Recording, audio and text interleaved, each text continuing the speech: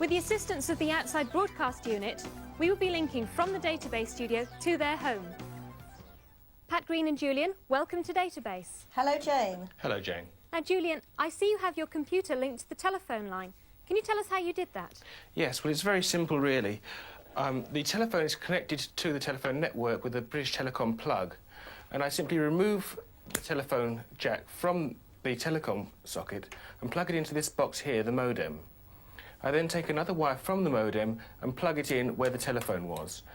I can then switch on the modem and we're ready to go. The computer's asking me if I want to log on, and it's now telling me to phone up the main Prestel computer, which I will now do. So it's a very simple connection to make. Extremely simple. And I can actually leave the modem plugged in once it's done that without affecting the telephone. I'm now waiting for the computer to answer me.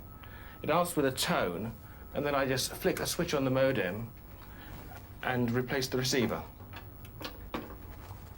And things are starting to happen. Things are starting to happen. The Prestel computer is now asking me to enter my own personal password, which I've now done, and it comes up with an opening screen. And Julian, can you tell me, what is Micronet? Well, Micronet basically is an area of Prestel that's specially designed for microcomputer users.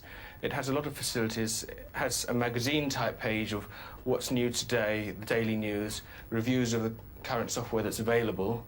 There's a letters page so people can write in. There are programs available on Micronet that you can load directly down the phone line. Some of them are free, some of them you do have to pay for. Now, Pat, whose computer is it? Well, it's a cooperative, really. We all have a part share, but Julian and I mainly use it. And why did you buy a computer? Well, I was very interested in the new technology and didn't want to be left behind. I don't think it's only for the youngsters at school now. I think us older ones will have to learn a lot about it. And what do you use the computer for? Well, for keeping household records, such as what I have in the freezer and people's telephone numbers and addresses. I use it as a word processor for my letters, which always come out perfect now. And the most exciting thing I find is the mailbox where I write to other people on the Prestel system. And who have you written to recently? You got any examples? Yes, I sent a message to my doctor asking for a repeat prescription, and he's left the prescription for me in the chemist. Right. Well, thank you very much, Pat and Julian. We'll be seeing you later in the programme. Bye, Jane. If you have anything you want to say to us here on Database and you're connected to the Prestel service, you can use the Database mailbox. Pat Green is still with us in North London, and she's going to demonstrate this facility by sending us a message. Hello, Pat. Hello, Jane. Can you find page 7776, please? And now would you like to send us a message? Yes, I will.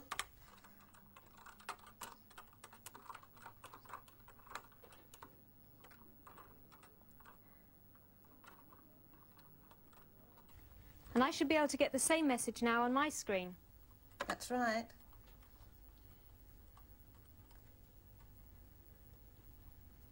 Thank you very much for your good wishes, Pat and Julian.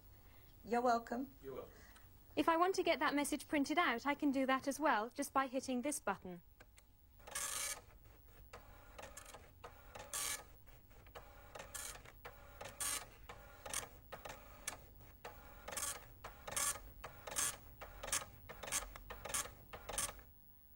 And there it is.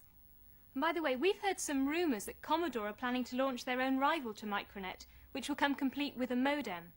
Now, as we get some more news about CompuNet, we'll let you have it. In the meantime, if you want more information about Prestel or Micronet, then why not have a look at the Database newsletter, which you can find on Oracle, page 182. That's page 182. Now, if you own a BBC Micro, stand by for the software transmission. You can record the data directly from the audio track of your video cassette recording of Database.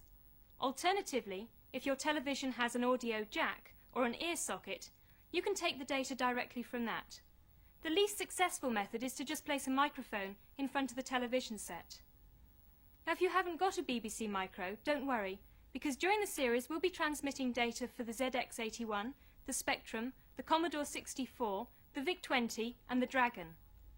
Now remember, these software transmissions are experimental, but if they're successful and you like them, then they may well become a regular feature of database later on in the year. Stand by for the software transmission. You better start your recorders now. Goodbye, and see you next week from Earl's Court.